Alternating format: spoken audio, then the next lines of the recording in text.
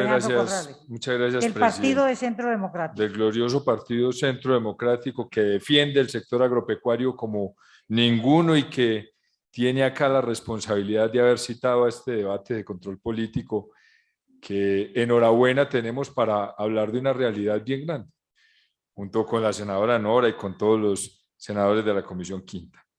Yo celebro lo que está sucediendo y es que estamos volviendo visible un problema que es estructural para la economía del país. Se está volviendo visible y lo decía la senadora Sandra ahora y lo decía el doctor Londoño, es que no podemos dejar que pase de agache un problema que toca tantas familias y que mueve la economía de pequeños productores. Arrancaría por decir que de todo lo que he escuchado y escuchando a los gremios y escuchando las intervenciones de todas las personas que hemos tenido la oportunidad de participar, yo veo que aquí hay dos intereses muy grandes.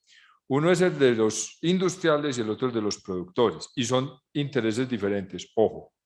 ¿Que pueden ser compatibles? Sí, en muchos temas, pero que no siempre lo son a la hora de, por ejemplo, importar leche. Al importar leche, el interés del industrial es uno y el del productor es otro muy distinto. Y aquí hay que ser bien claros con eso y el gobierno lo tiene que saber. Pero mire lo más importante. A los industriales es a los únicos que debería estar preocupándoles que le vaya mal al productor y en especial al pequeño productor. Porque el día en que rebaje el suministro de leche en Colombia, los industriales van a pagar más cara la leche en polvo que tengan que traer para poder trabajar acá. La cadena de suministro no se puede romper para los industriales y la única forma de garantizarla es fortalecer a los pequeños productores de leche de Colombia. Es ahí donde hay que llamar la atención y decir, ustedes, sector industrial, tienen que ser los mayores defensores de los pequeños productores.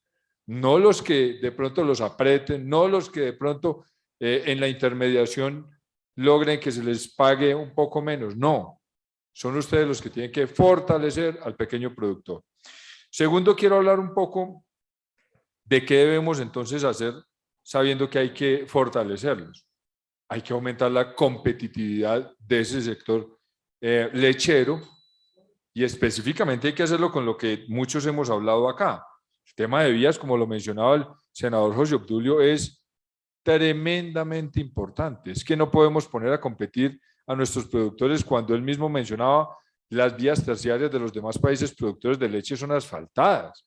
Nosotros tenemos que transbordar la leche muchas veces, tenemos que llevarla a lomo de mula, acá para darle competitividad a ese sector. Desde acá hasta el 2026 o 2028, que se den las desgravaciones, tenemos que tener un programa serio de mejoramiento de vías terciarias. Si no, es imposible pedir que compitan. Es imposible. Ese tema unido a bajar los costos de producción con otras herramientas como la asociatividad y el tema de los insumos, lo mencionaron varios de ustedes. El proyecto de ley que hemos radicado para vigilar y controlar el precio de los agroinsumos debe incluir los medicamentos pecuarios que no han sido tenidos en cuenta nunca y que son gran parte del costo de producción en el sector lechero. Y yo estoy de acuerdo con el libre comercio y en que la competencia debe regular los precios, pero es que también recuerdo cuando las farmacéuticas y los medicamentos de uso humano se les pegó una mirada de una manera extraña, rebajaron muchos de los precios de esos medicamentos. Y aquí nos entró a decir, tienen que venderlo a tal precio, pero cuando se les hizo esa inspección y ese seguimiento, se logró que se llegara a niveles de cordura, digámoslo así, en los medicamentos. Esto hay que buscarlo en los agroinsumos y en los medicamentos de uso pecuario. Y ahí lo vamos a tener en cuenta. Pero también es importante tener en cuenta incluir la leche líquida en el programa de alimentación escolar como una de las herramientas para garantizar la competitividad. Aquí el gobierno nos tiene que ayudar. Es que el PAE no puede seguir de espaldas al sector lechero. El PAE tiene la obligación de comprar leche líquida, tiene la obligación de comprar café a los productores colombianos, porque ahí está haciendo labores muy bonitas, garantizando la alimentación escolar, pero fortaleciendo los sectores productivos que generan mano de obra en el campo colombiano. Y todo eso lo tenemos que juntar con lo que bien decía el senador José Obdulio. la micropasteurización, la pulverización, la transformación. Si nosotros no entramos rápidamente a generarle valor agregado a esa leche, pues los vamos a poner a competir en condiciones absolutamente desventajosas con el resto de la cadena. Entonces, esa es una tarea de gobierno, no es una tarea del productor nada más, es de gobierno. Totalmente, el acompañamiento de la transición energética y de la electrificación para que tengan el acceso entonces a un tanque de enfriamiento, porque hay zonas productoras de leche en donde no hay energía eléctrica.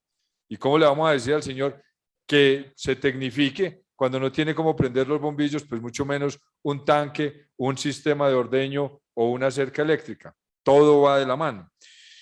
El tercer punto que quiero tocar, perdón, son los números. A mí me tiene muy preocupado y angustiado lo que yo he escuchado acá. Unos números tienen los privados, otros números tienen el gobierno, otros números tenemos quienes intervenimos. Y este es un sector tan importante que deberíamos tener claramente cuántos son. Claramente cuáles son los números mes a mes de producción y de consumo. Porque no podemos estar diciendo en un sector que hay déficit de leche y en el otro sector diciendo que no lo hay y uno viendo videos de leche tirada a la carretera y a las quebradas cada rato. No por el paro, muchas veces, y antes de que yo hiciera política, vi la leche tirada en las carreteras del país. Para mí, lo que hay es una falta de ordenamiento de la producción. Si en algunos momentos hay exceso de producción, entonces venga, pulvericemos y guardemos. Miremos efectivamente cuál es esa balanza y en qué momento tenemos que decir subamos la producción o importemos, pero tengamos números claros. No pueden ser los números ni de los privados solamente, ni de los importadores, ni de los productores. No, tenemos que hacer algo que institucionalmente nos dé la realidad, porque esos números entonces nos llevan a otra cosa que me tiene más preocupado todavía y son las estadísticas de los programas de gobierno. Les voy a poner un ejemplo. En la Federación Nacional de Cafeteros decimos hay 845.000 hectáreas de café y si eso baja o sube 1.000, es muy raro. Está claro el sistema de información cafetera. Hay 542.000 familias caficultoras. Si baja en 10.000 o sube en 10.000 es muy raro. Así debería ser el sistema lechero para que cuando digamos 2.000 preñeces, uno dijera, ¿eso es mucho o es poquito? Yo les voy a decir una cosa a los amigos de gobierno con todo el cariño y el respeto. Es prácticamente nada. Cuando usted habla de 2.000 preñeces en un sistema que tiene más de 650.000 vacas productoras de leche, ¿a qué le está apuntando el mejoramiento genético? Y les voy a poner el ejemplo.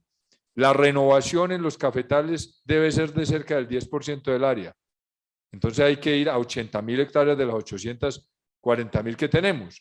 Y el gobierno y la Federación Nacional de Cafeteros tienen un programa serio de renovación a la que lastimosamente el gobierno no le volvió a poner plata, valga decirlo en este paréntesis, que es muy triste, pero la institucionalidad cafetera cada año renueva por lo menos el 10% de su área, porque es el indicador mínimo para garantizar la juventud y la productividad del parque cafetero. 2.000 preñeces en 650.000 vacas productoras de leche, ¿será lo que necesitamos como mejoramiento genético? Pues no, es muy poquito. Lo está diciendo un ingeniero agrónomo que no produce leche, pero hombre, yo sí creo que los números solitos muestran que están muy por debajo. Y si uno mira las cifras de empresas certificadas internacionalmente, 29. Es un esfuerzo, claro, como las 2.000 preñeces, sí es un esfuerzo. ¿Cuál es la meta real que tenemos que tener para garantizar que entonces sí tenemos un comercio internacional y que podemos apoyar a este sector? Creo que los números son una falencia hoy para el sector lechero y lo dejo como una de las grandes inquietudes. Cuarto punto, el gobierno sigue persiguiendo a los legales.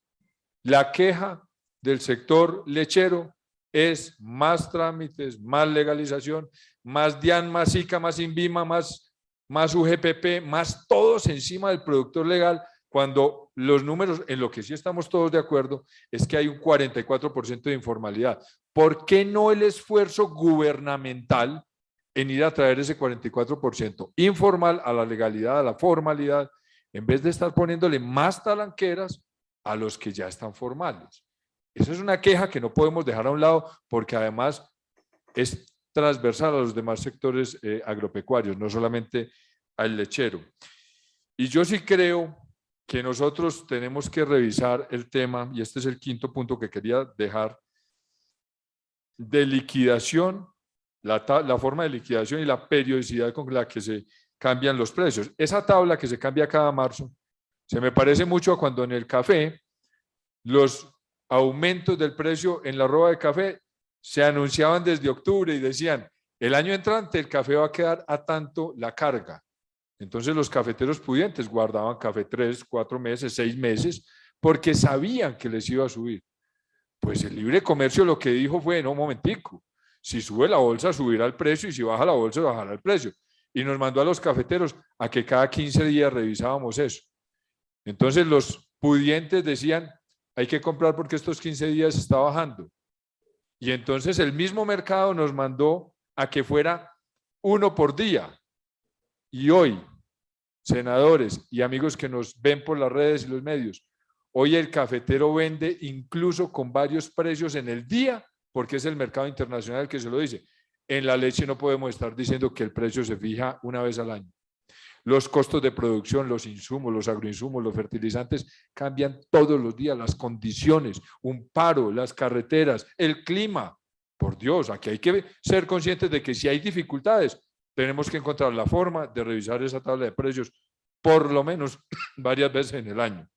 Y finalmente, para terminar y agradeciendo a la presidencia el uso de la palabra, yo creo que aquí hay que pensar no en lo que está pasando hoy, sino en el 2026 y en el 2028. La responsabilidad de lo que suceda allá es de nosotros hoy. Y la quiero dejar bien clara en esta comisión quinta, porque después no vamos a decir que fue que no sabíamos. Se va a desgravar. Entonces, pensemos cómo lo volvemos competitivo y pensemos si va a haber entonces subsidios, aunque una vaca en Holanda recibe más subsidios que un hato ganadero completo en Colombia. Una vaca en Holanda. Entonces, si va a ser subsidios, ¿dónde está la caja? ¿Dónde está la tesorería que va a enfrentar con subsidios a nuestros productores lecheros? Que no son subsidios sino aranceles. Entonces miremos qué habrá que hacer para renegociar esos TLCs o mirar de qué forma lo podemos hacer. ¿Qué es la salvaguarda? Que les digo una cosa, yo tengo la esperanza de que sí se aplique la salvaguarda, aunque muchos productores lecheros me dicen que están desesperanzados. Yo espero que el gobierno la aplique y que la leche sea incluida en ella.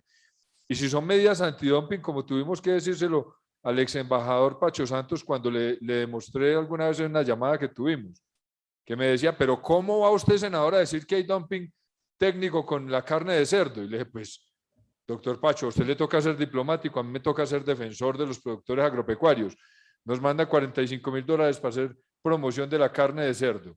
Y a los productores porcinos en Estados Unidos les dan $450 millones en subsidios. De pronto habrá alguna diferencia en eso. Y en medio de la carcajada le decía yo que fui productor de maíz, he sentido el dumping técnico cada vez que entran los buques de maíz y yo estoy todavía secando el bendito maíz en las casillas de café de la zona cafetera. Si nos toca recurrir a esas medidas antidumping, habrá que hacerlo. Pero no podemos dejar que el 2026 y el 2028 lleguen y que nosotros digamos, es que no sabíamos. Hoy la Comisión Quinta del Senado está diciendo en su segundo debate en el sector lechero de este año, hagamos algo desde ya para que no tengamos que llorar en el 2026 y en el 2028. Yo con esto termino mi intervención y agradezco a quienes nos han acompañado, sobre todo a los productores que nos han apoyado tanto con la información que nos han dado y le pido al gobierno que de verdad tomemos carta en el asunto de una vez para no tener que quejarnos luego. Muchas gracias.